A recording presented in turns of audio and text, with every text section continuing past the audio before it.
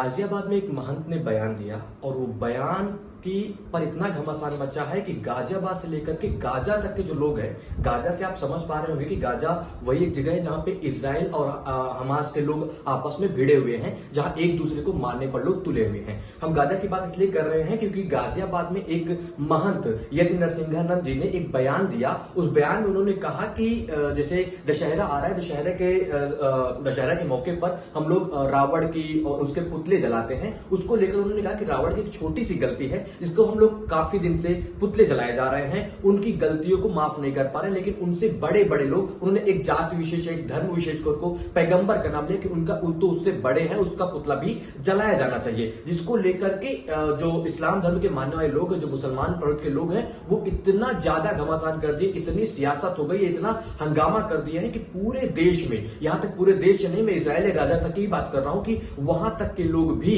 इस पर शामिल हो चुके हैं, प्रदर्शन कर रहे हैं, पुतला फूक रहे हैं, एक दूसरे का एफआईआर की मांग कर रहे हैं, कार्रवाई की मांग कर रहे हैं, सब कुछ है। उसके साथ साथ ही हम लोग प्रॉपर देख रहे हैं कि जैसे जो हिंदू धर्म के ही लोग हैं, जो हिंदू धर्म को मानने वाले नेता हैं, जो उनके अग्रकर्ता हैं, वो भी सेक्युलर के चलते, अपनी वोट बैंक के चलते, मतलब जो हिंदू धर्म के लोग हैं या फिर जो मुस्लिम धर्म के पक्ष में आकर के तरह तरह के बयान दे रहे हैं। कुछ लोग कार्रवाई की मांग कर रहे हैं, कुछ लोग कह रहे हैं कि ये इस पे कार्रवाई हो रही है। वहीं इस सियासी गलियारे में घमासान मचा हुआ है पूरे देश में। 29 सितंबर को ये बयान दिया गया। 29 सितंबर के बयान के बाद पूरा घमासान मचा है। आज 7 अक्टूबर 8 अक्टूबर हो गई है। 7 अक्टूबर को भी अभी तक वहां पे सिर्फ और सिर्फ जो मुसलमानों के अंदर एक प्रवृत्ति बन गई है कि वो यहाँ पे सुरक्षित नहीं, कई तरह के इससे पहले बयान आते रहे हैं। जबकि मैं बता दूं कि इसी में एक मौलाना इमाम ने यह भी कहा कि जो ये नरसिंहानंद जी हैं, अगर इनके बयान पर कार्रवाई नहीं होती तो जो मुस्लिम के जो युवा लोग हैं, जो युवा प्रवृत्ति के लोग हैं,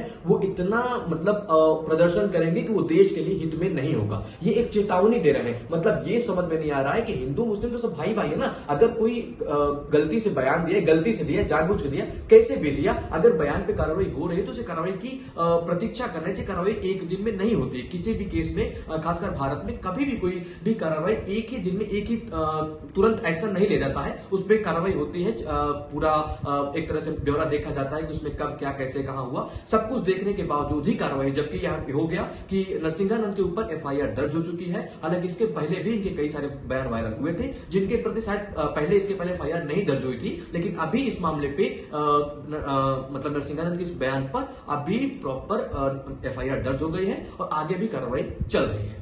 बहुत बहुत धन्यवाद।